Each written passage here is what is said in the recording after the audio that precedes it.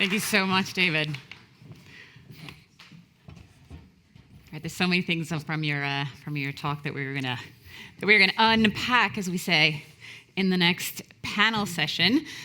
So, the previous part of our program, we're going to be joined now by some more experts who are going to help us dive more into this topic of AI and the labor market. So, joining David, who we just met, so we'll just move on, is country director for Google Switzerland. She took on this role in 2023 after leading Google Austria for 5 years, where she made a significant impact in driving digital transformation and innovation.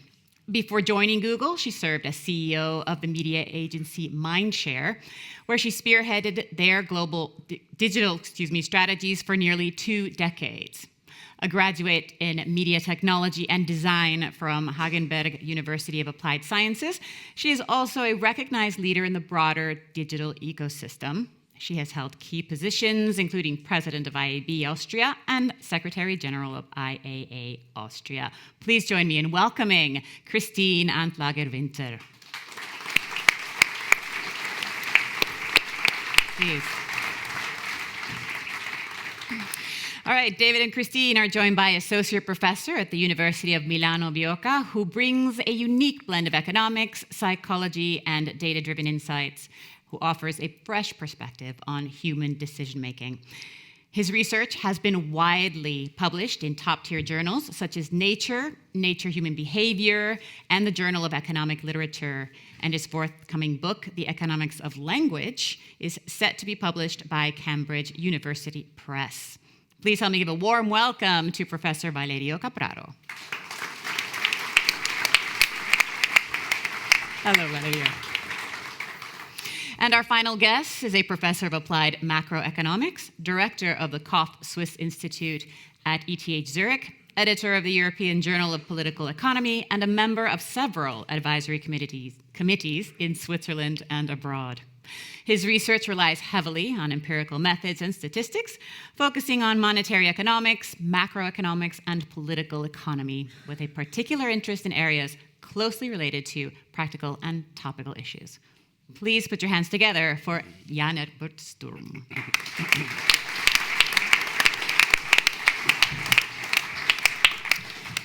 All right, well, thank you all for being with us today.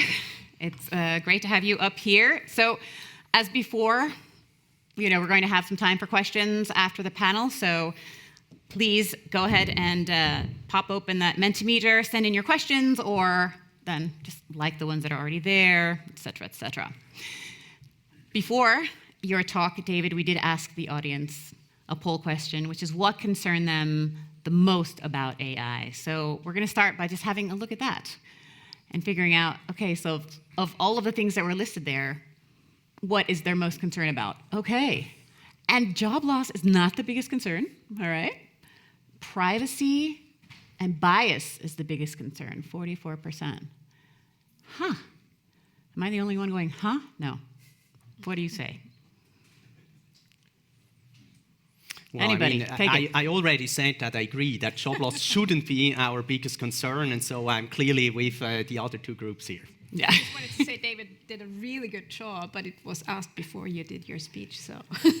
That's true. That was on purpose, it was on purpose. But it's striking how we see these media reports that really come with these enormous claims, and I think have the potential to really make people worry. And I do think it's good to see that many folks, realize that maybe you shouldn't take this, you should take this with a grain of salt when you see these AI apocalypse scenarios. Mm-hmm. So maybe is there potentially a hype around the AI apocalypse? Media wants attention, right? And so if you say this will be something that has massive impacts and is super dramatic, that gives you probably more clicks than when you say it might be more of a gradual transformation and, don't worry much, tomorrow will still look similar to today. Mm-hmm. So Jan-Egbert, for example, do you see AI as being transformative or disruptive when it comes to employment? Well, actually, probably a bit of both, right? In that particular sense, this polarization, which David just mentioned, that's what you indeed see in the media. They either pick the one side or they pick the other side, and the truth is probably somewhere in the middle. Yes. Valerio? So, same question, or about? Yes. Bias? We're just kind of trying to get a feel for. Okay, so now I wanted to say something about bias, because I completely agree that is an important issue, and I would like to add that it's also a very difficult issue to overcome, because if you try to remove bias, usually you create other biases. That's a good point. Yeah, so for example, we have a paper coming out where we look at gender biases in moral dilemmas, like where you are allowed to sacrifice a person for the greater good. So if you ask ChatGPT whether it is okay to abuse a woman to prevent a nuclear apocalypse, it says, strongly disagree 100% of the times. You ask 50 times, and 50 times it says strongly disagree. If you ask it, is it okay to abuse a man to prevent a nuclear apocalypse? It says, yes, why not? Okay. And we argue that this comes from the fact that there is a lot of attention about gender parity, and of course this is very good, but probably the engineers have put some filters such that now it completely overruled every reasonable opinion, and completely so it creates basically the opposite bias. And then there is research showing that every time, so it's a theoretical research, that every time you try to address a bias, you create another bias. So this is really a difficult problem to address. I'm not even begin to ask how you resolve that. I'll take that as we'll talk about that over over not, but there we go. So actually, I want to start with focusing a bit then on productivity, right? AI-driven productivity. A big selling point, of course, of Gen AI is that it is expected at least to drive significant productivity gains. So Christine, in a recent report commissioned by Google entitled The Economic Opportunity of AI in Switzerland, generative AI could boost Switzerland's GDP by 80 to 85 billion Swiss francs annually, potentially adding up to 11% in peak years. Where or how do you see these gains playing out? And how is Google helping businesses and public institutions harness this potential? Yeah. So we let Implement Consulting conduct this study, right? We launched it end of September.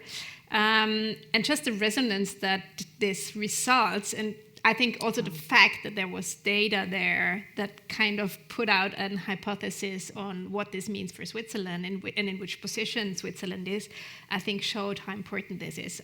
Listening to what you just presented to us, there is a high correlation, and I think we've been hearing that different kind of approaches actually lead to very similar results. I think the GDP potential for Switzerland was not out there yet, so there it is. There is also the sub-message if we do not adopt this fast enough, then the GDP potential might decrease to 3%. I mean, it's some calculations that are done based on the economic data of Switzerland and based on different approaches by other research institutions. But I think just adding data and facts and like potential scenarios to the whole discussion is for me an overall theme that's very helpful. If I read the results here, I could also tell that this is a very informed audience when it comes to economics, right? I mean, we can see that, so that's for sure also visible. But we also did a deep dive in what this would mean for the Swiss labor market, and the numbers that we put behind that, I think they very much fit to what we heard before, is really that the productivity gains are a lot of small gains, so that comes more to the transformative nature of generative AI. Sorry, I had to say that this study is about the impact of generative AI, not about the impact of AI overall, which yes, is generative AI. somehow connected, but still it's, and then it's like something else.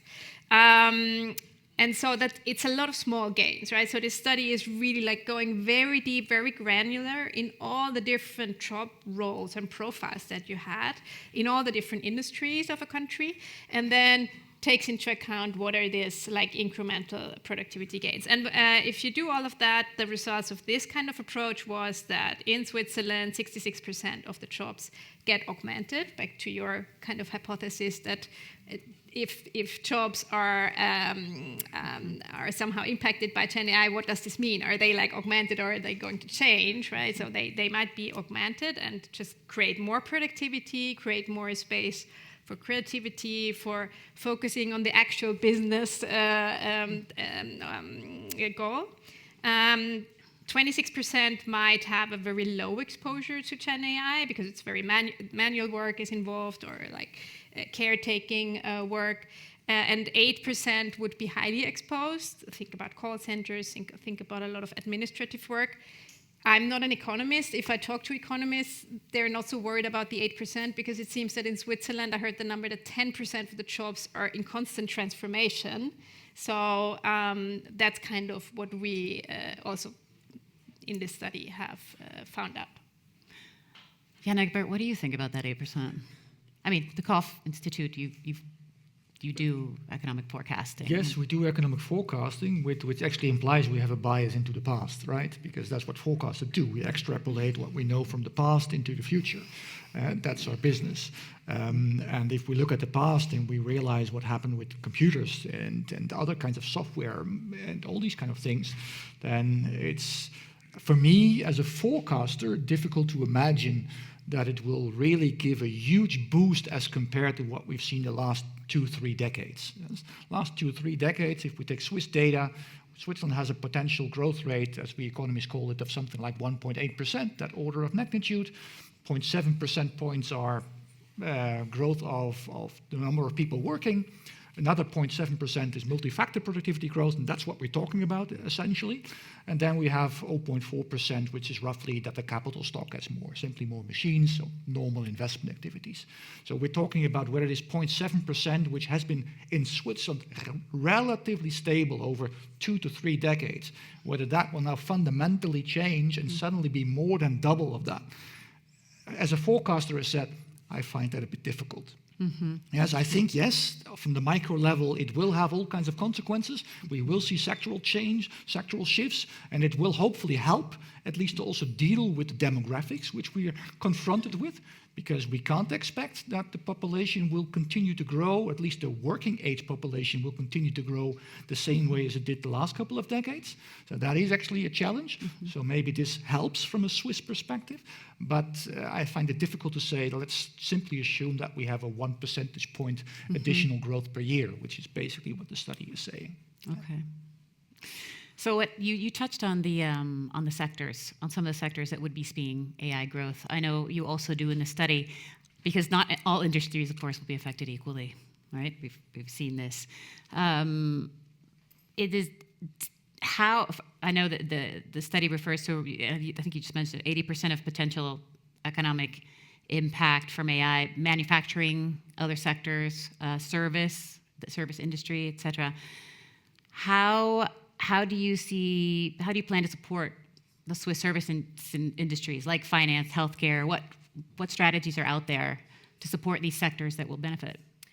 Yeah, I think it's not like the one strategy, right? I mean, the tools are widely available. That's also a reason, and coming back to what we heard, right, is that you might come to an hypothesis saying, well, it's at least something that doesn't require tech skills, right? You can prompt with like natural language. You don't need to learn.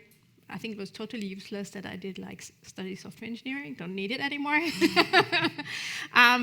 And the tools are widely available, right? It's not like anyhow restricted. You don't need vast like data sources for that. So it's really something every company can use, every individual can use, and still it will need upscaling, of course, right?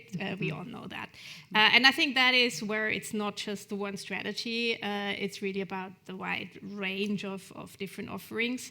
But just to give some examples that are very relevant to Switzerland, given that we have a large pharmaceutical sector here.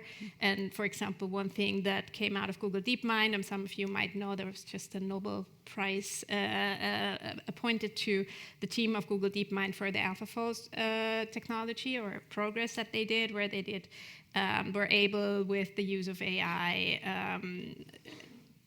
get 3D structures for all the known 200 million proteins, where before that it took one PhD to get the 3D structure for one protein, right? So that kind of revolutionized how we can go into drug discovery and how companies can use that, and for sure just brings much more focus and power into the applied sciences way of how can we make things better. What about, you mentioned that the health sector, Valerio, certain sectors, again, like healthcare, finance, expected to benefit. So in your mind, what are some of the ethical concerns you foresee with AI's role in these industries? Well, there are many privacy. For example, if we think about healthcare, of course, to maximize the capability of AI to give good advice, it has to have access to very personal information about health. So, and this could be used by malicious actors.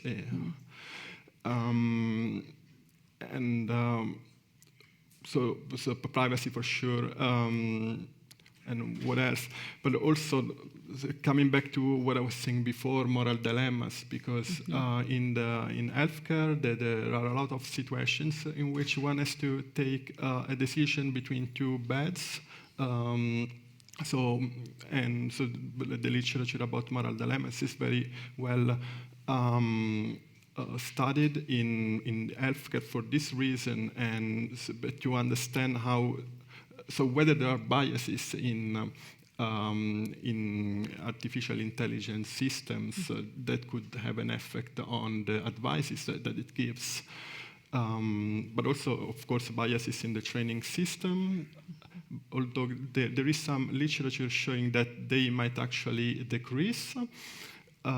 Because, for example, so let's talk also about positive sides, not only about negative sides, because there are also some biases that could be reduced. Like, for example, there is evidence that when a patient interacts with a doctor, a mismatch in race could have a negative effect on the interaction. And of course, the mismatch in race is much likely to be in the direction where the doctor is white and the patient is black, other than the way around, which is less common. But if the doctor is an artificial intelligence system, it doesn't know your race, doesn't see your face, so it could overcome this potential bias. And there is some evidence that it is actually true.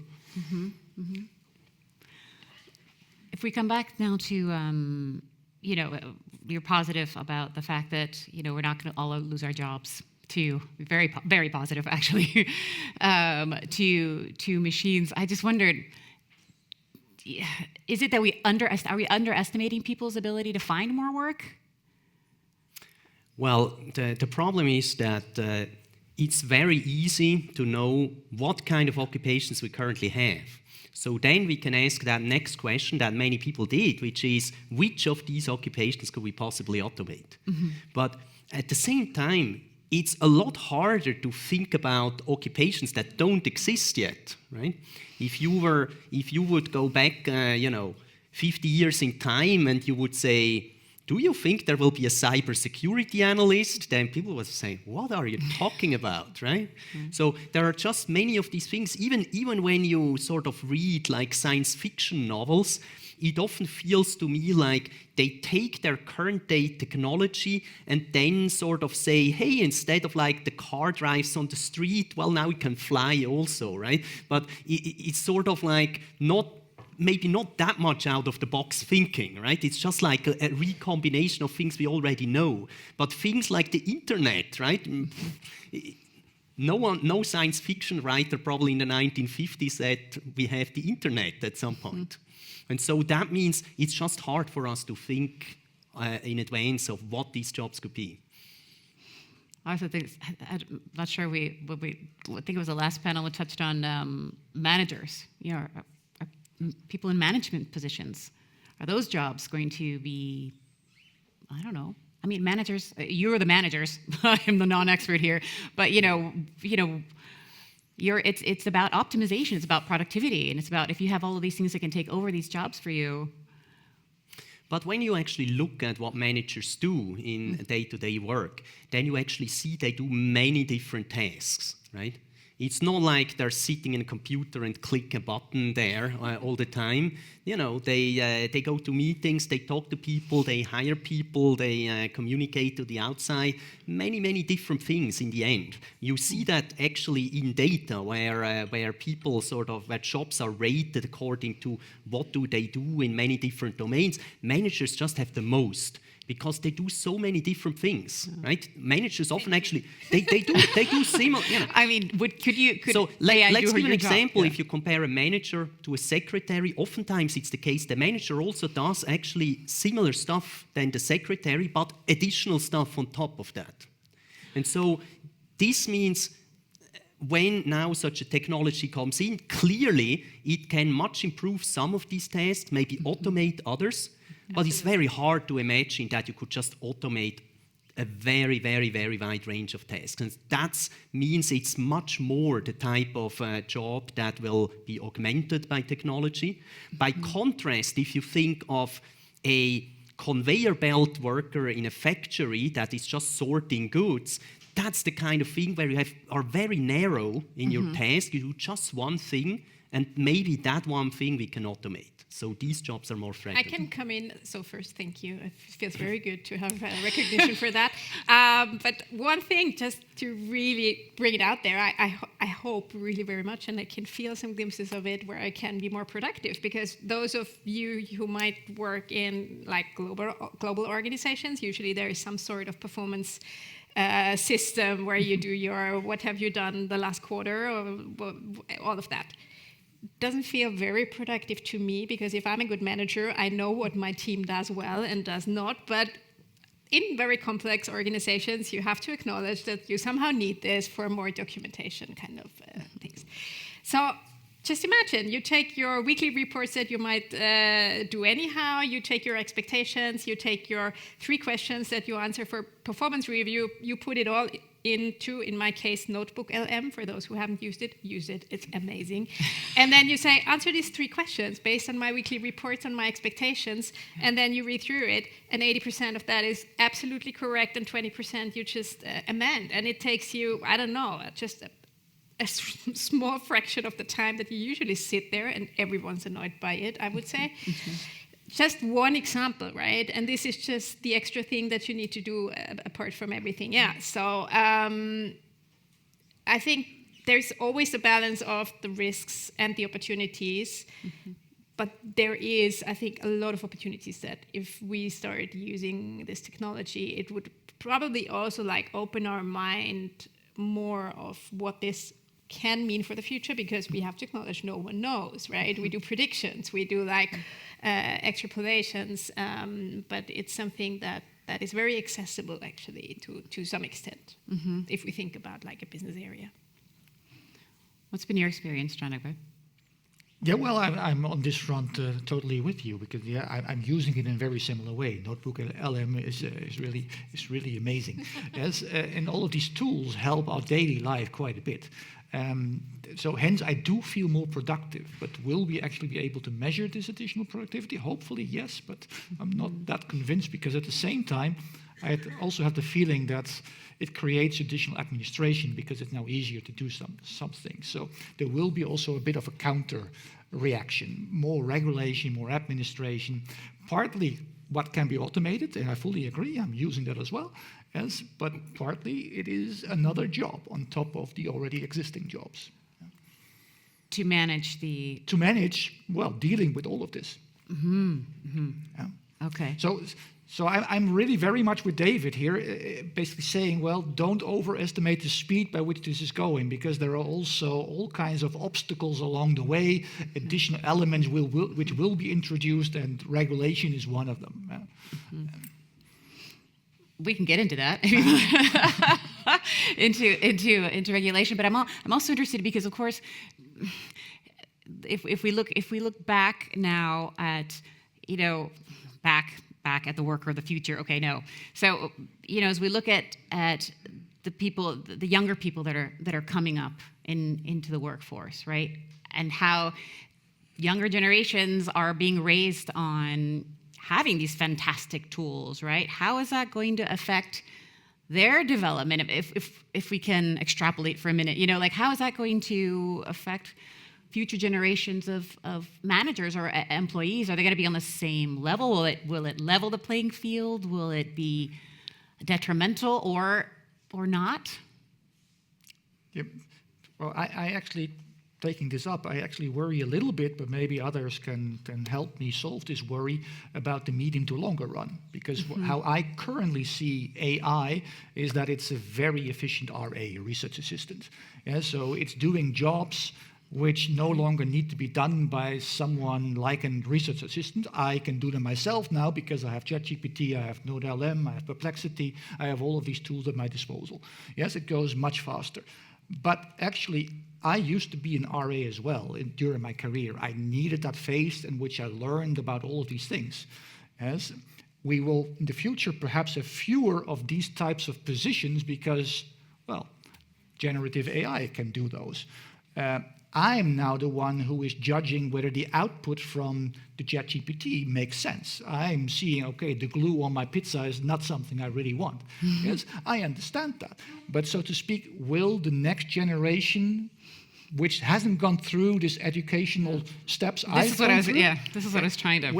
Will the next generation still be capable of that, or will they simply be, in a sense, forced to accept whatever the chat box is giving them?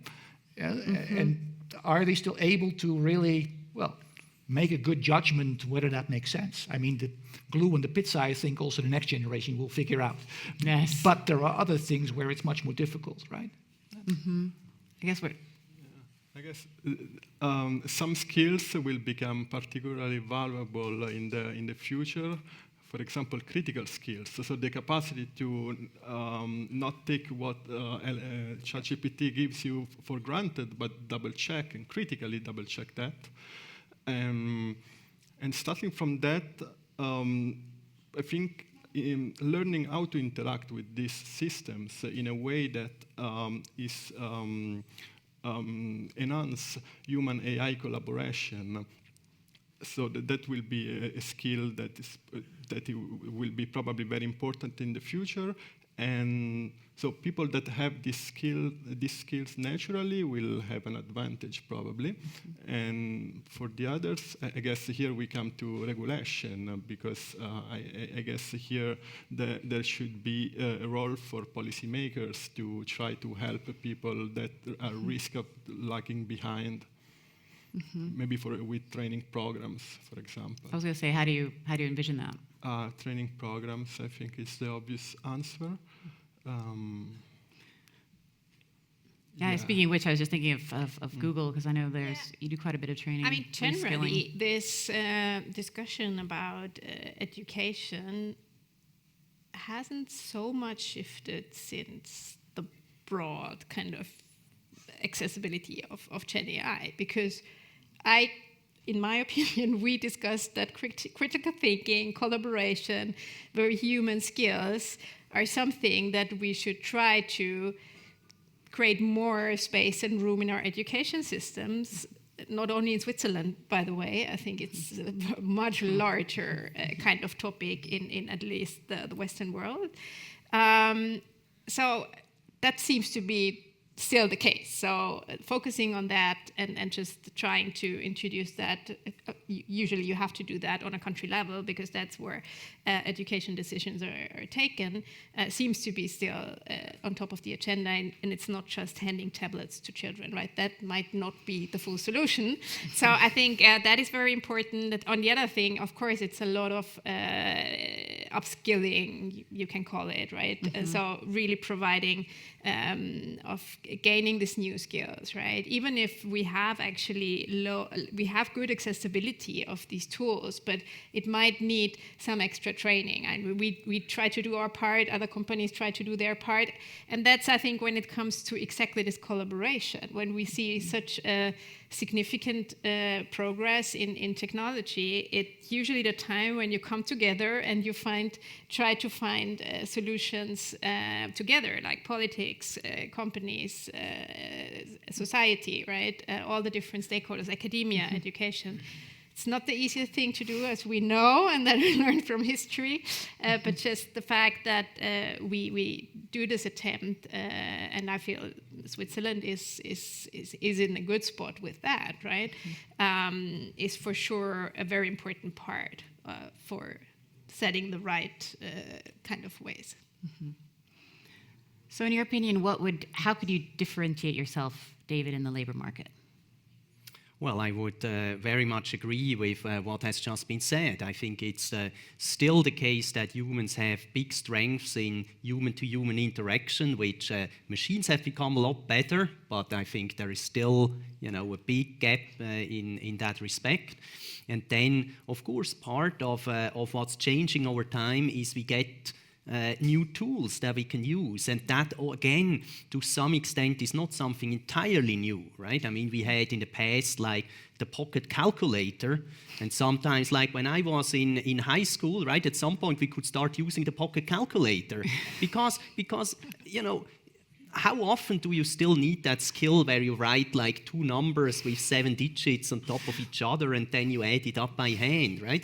Probably most of us learned that in school, but these days that everyone has a pocket calculator in our cell phone that we carry, it's just no longer that needed. And so I think once you really have widespread technology available that makes something a lot easier, then maybe at some point we should also say, well, that skill now just is no longer that important. Let's think about other things that we can invest in our teaching.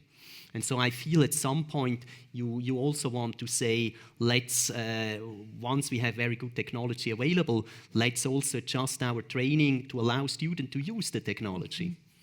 There's a bit of a difference with the example given. I think 2 and 2 will always be 4, right? But what ChatGPT is giving to us depends upon how it's being trained, about what's happening, and we need to judge whether that's true.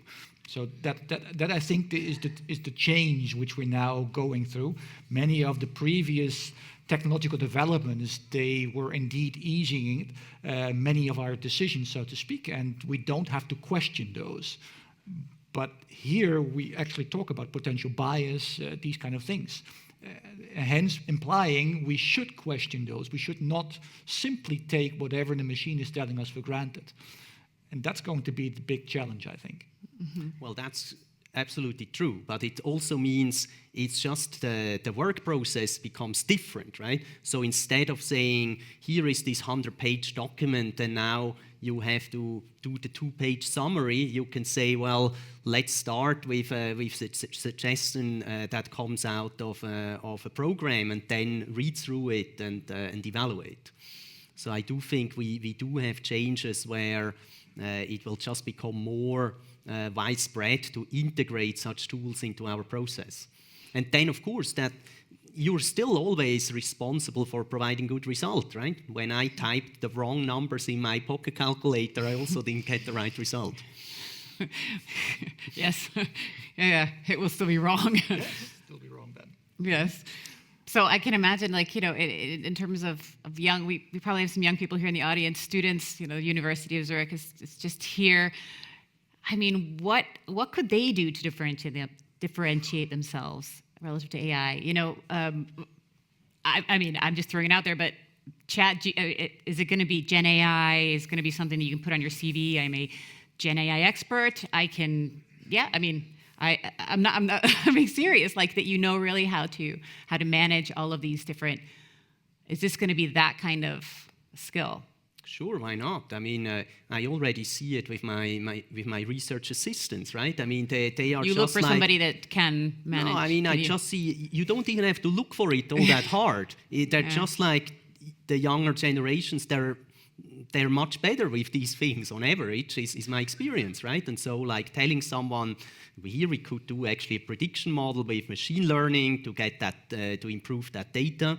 That is now something that's very accessible, right, for research assistants. And so many people now, of course, also start listing that on their CV, and these just become skills that are valued. Mm-hmm. Yeah, just the cases. I mean, there is, and I'm sure many of you know, right? There is a lot of cases where individual people in a work environment or a research environment, they have to deal with so much information that's out there that's just not processable as a human being, right? If you take all your papers in your expert area, you probably won't be able to read them. And if you kind of go like creatively about that and like, oh, I can use this tool for that is probably the differentiation that you would like to see from the people that apply, and the critical thinking behind it, right? And the openness and the transparency around it. I think that's right now probably those things that really make the difference. Mm-hmm.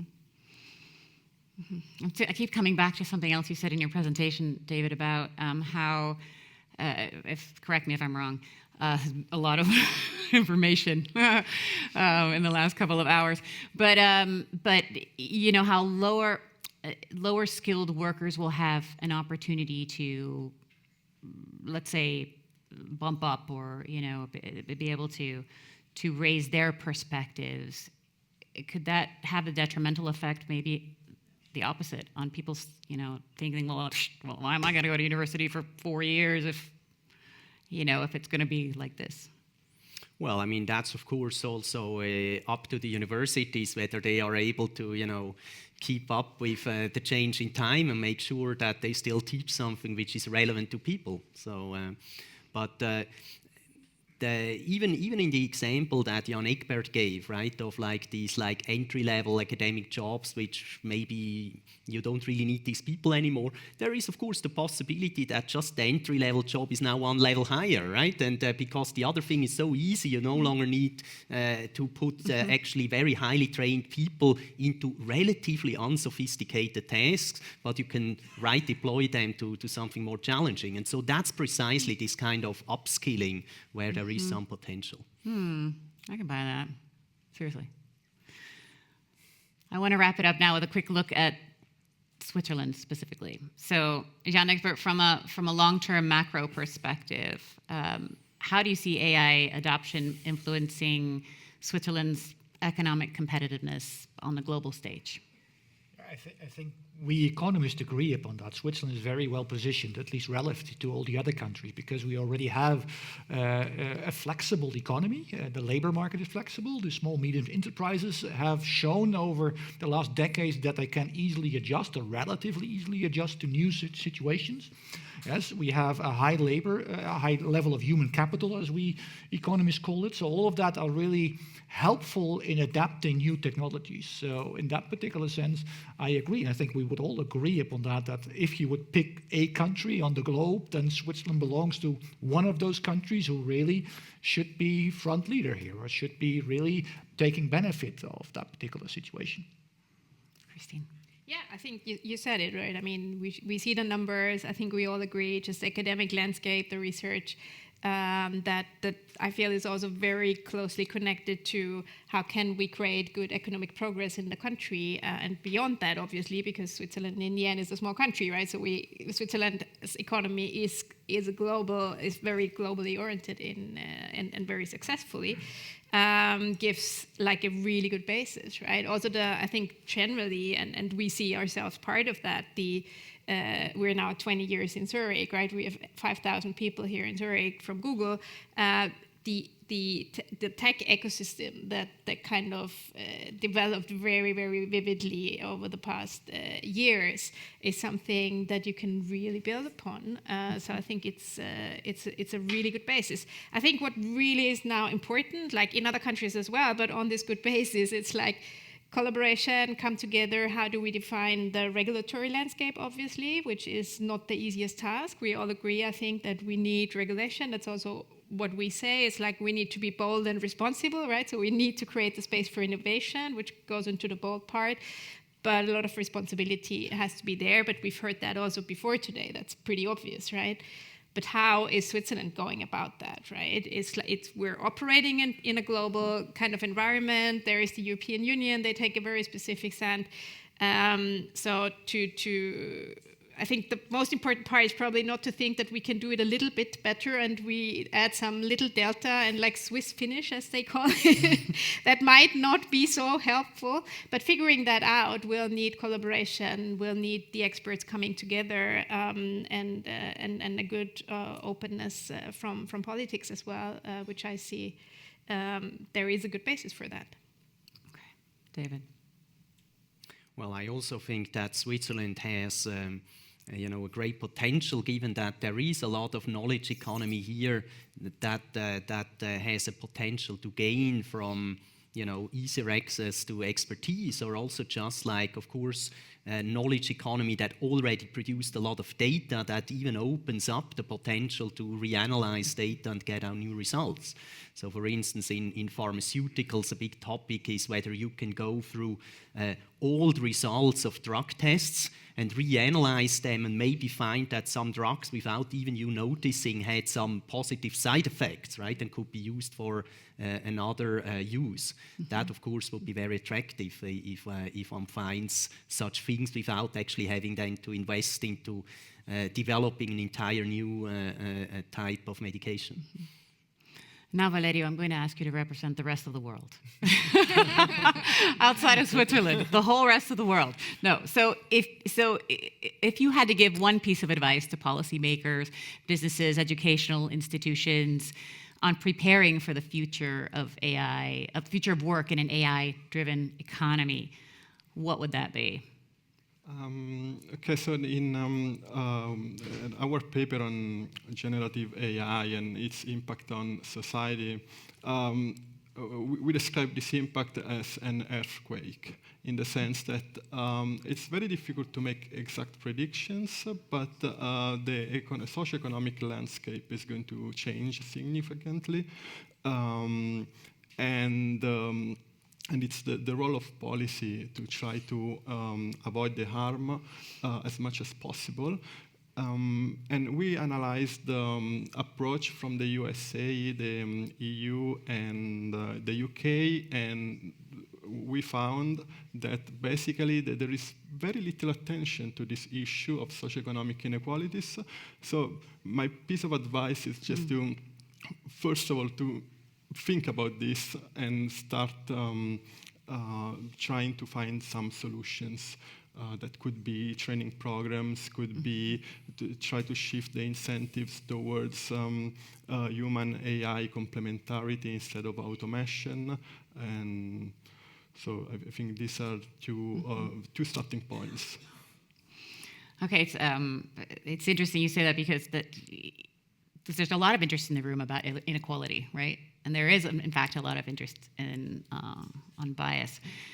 And there's also a lot of interest, according to our Mentimeter question. We're going to open up the room now to questions. So if there's anybody in the room, go ahead and raise your hand, and we'll bring you the mic. But there was a lot of interest in whether or not money in education, why bother investing time and money in education if AI can propel us to the same levels, without doing the work. But we talked about that already. Where's our gentleman? Go ahead. Andre Brandley, LMU Munich. I would like to address a question to a point that David Dorn addressed with regard to the quality of data that AI is addressing. I think this is a very important question.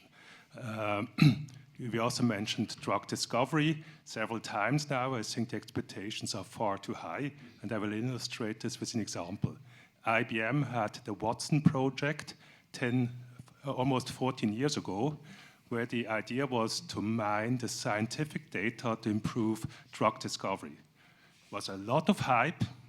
The whole project failed abysmally because the scientific literature has a lot of errors in there. So how do you solve this problem? IBM sold the whole project, closed it in 2021. Is there a way to solve this problem of properly annotating the data out there that you can actually mine it in a meaningful manner? Yes, it's a very, very difficult problem. I mean, because especially in those cases where we would be most keen to have a computer make a diagnosis, namely in a case where someone has sort of unclearly defined symptoms and, you know, some headache and chest pain and whatever things. It could be many different things, and then it's just very hard for doctors to make the right diagnosis.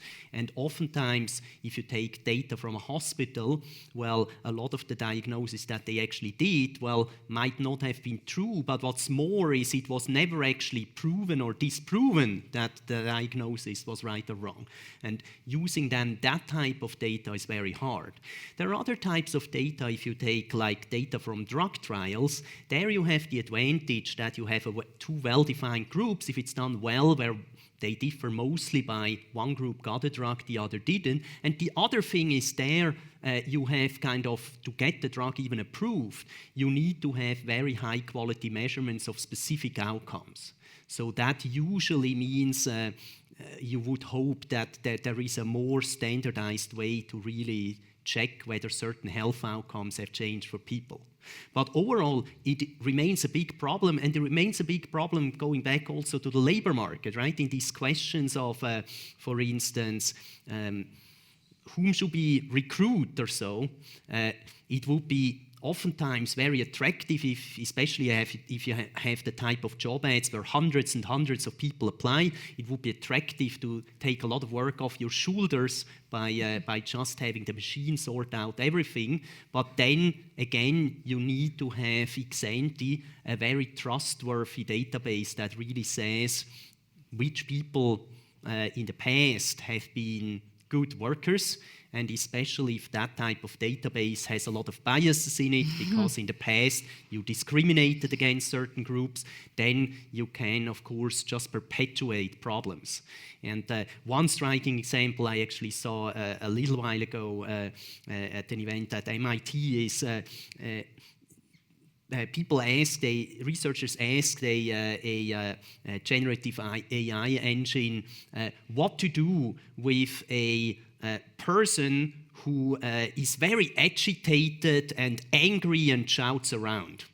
And then when that person was a white person, they said, well, this person should probably be sent to a hospital, and they should check whether there is a mental health problem. If it was a black person, they said they should be sent to a prison because, you know, they misbehave. And so you see that, in a way, I liked a lot the example that Sendil gave in the first session of saying we just show to the judges what kind of biases they might have, right? That I thought was a very clever approach. In other cases, we instead have this issue that when we just try to learn from humans, we really need to make sure that we learn from the good behavior and the correct decisions of humans and not the bad ones. Maybe coming shortly back to the health example that you gave, I think two things. One is we tend to still fall into the trap of some progress, we think everything is resolved, and then, oh my God, it's not. So this, we overestimate the first year, we underestimate on the long run. But on the very specific health example, like, yes, we were not building this on a perfect world, but what could come out, and you kind of touched upon it, right, is like you might be able to build new hypotheses that you then test with probably like tests that we always did. Like you go to a laboratory, you see how does it really act on a human. It's not like you have this new you have this technological progress and now the pill comes out of it, right? It's like there is still a very long part of responsibly making sure that this advantages really bring the result that we want to have. But you might speed up somewhere in phases before that. And I'm just wanted to really shed some light on it because that's easily, I think, still the excitement of the progress leads to, well, but is this then really being there in a second? And if you talk to Google DeepMind people, they're like, well, there is now a lot of work actually, and that will take time, right, until drug discovery will then build on the basis of this progress that has been made, new hypotheses, new drugs, new research projects. Gentleman in the front. So Ernst Fair. So what I'm going to say now is not my idea, but I had the privilege of having lunch with Sendil Mullainathan, our first speaker, and he convinced me about something that is, I think, worthwhile to spell out. And it is the huge opportunity that exists to create a marriage between AI and behavioral economics. So over the last 2 or 3 decades, we learned a lot about how humans make mistakes, and that these mistakes are not just random, they are systematic. And we know, so to speak, in many domains, risk-taking, decision-making of judges, decision-making of doctors, and so on, a lot how these mistakes are made and what the characteristics of these mistakes are. So now if you train an AI on the past decisions of humans, you basically incorporate the mistakes, the systematic mistakes of the humans into the AI. So what's the solution? Well, the solution is to marry the insights from behavioral economics with the use of AI. And I think there's a huge unexploited opportunity here that is not yet kind of reaped, where we can make progress along these lines. And I just wanted to point that out. Also because at the University of Zurich, we have very good people who do AI. Also, there's Elliot Esch, also here from ETH. And we have a huge behavioral economics group who has a lot of expertise in doing this. So there are opportunities here in really making progress that is that shapes the future. Thank you. Thank you very much for that. Anybody else in the room? We have a hand up back there. Gentleman in the back row, yeah. Thank you. Tom Robinson, APFL. I've got a question about the part of the labor market that hasn't been discussed today, and that's unpaid labor. Most of it happens in the home, in the families. Our economy doesn't function unless it happens, right? So, how about that? What is your take on Gen AI, how that could disrupt unpaid labor?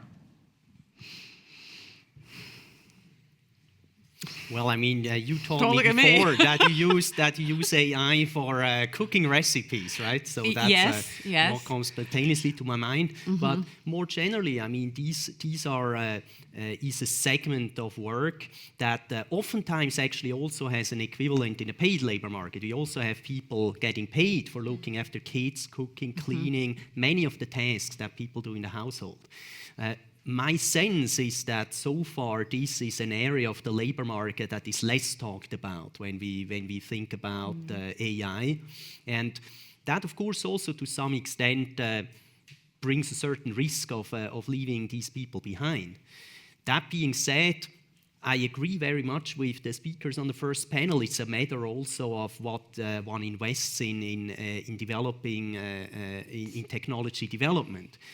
One thing especially, I think, where one has a lot of potential now with the language-based models is that you can have people, talk to the machine and then get having sort of a much easier entry point to get advice. So that is not only for the sophisticated people in home production, but in the labor market, often for the relatively untrained people who do cleaning jobs or otherwise jobs who might not have so much ease to interact with machines, with the written word. That might be an advantage for getting them access to things that can help them. Yeah, I mean, if I think about our study, I mean, absolutely spot on. I think it's generally a societal issue that we have, that we do not take enough attention on the unpaid work.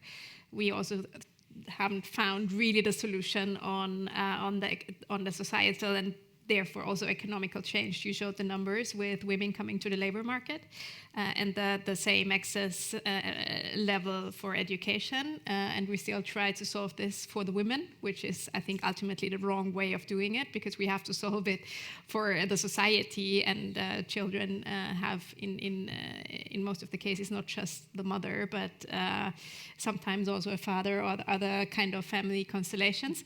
But if I think about the study, right, I mean, there might be parts, but for sure more in the paid part, because that's usually what's in the economic numbers, about like work that is usually care work, right, or more like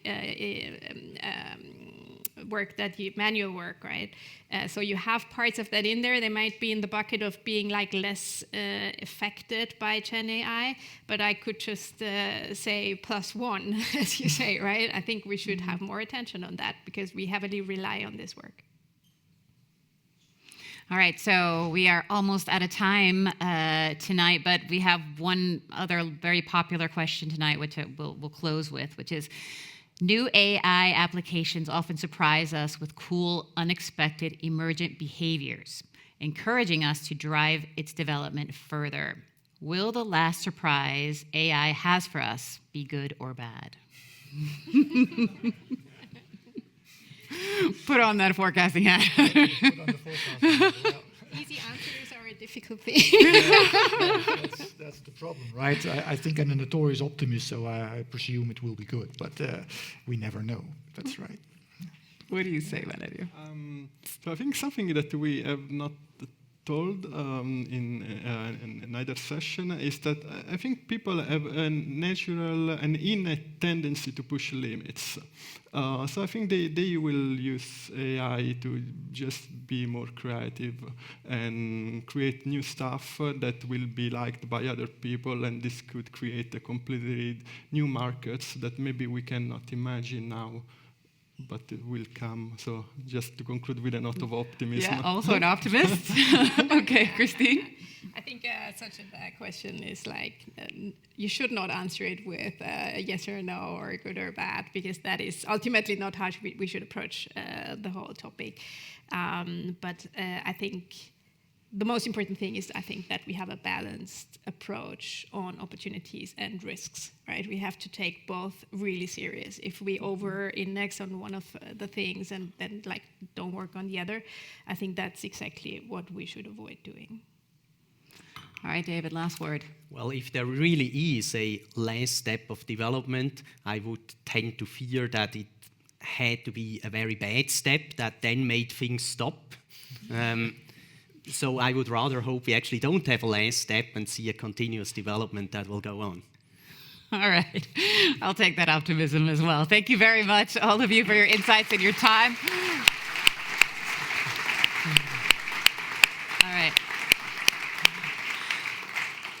To all of those who joined us virtually, thank you so much for being out there. And this is where we say goodbye. So have a wonderful rest of your evening, and we hope that you'll join us at future events at UBS Center. We are getting there. Yeah, we're getting there. I'm just saying goodbye to the virtual the people that aren't in the room, because the rest of you in the room still have the research slam that's going to be taking place in the foyer in just a few minutes. We're going to give you a few minutes to just head on out there. Valerio is going to be taking part as well, presenting some of his research. So be sure to stick around for that, and we'll see you in just a few minutes. Thank you so much.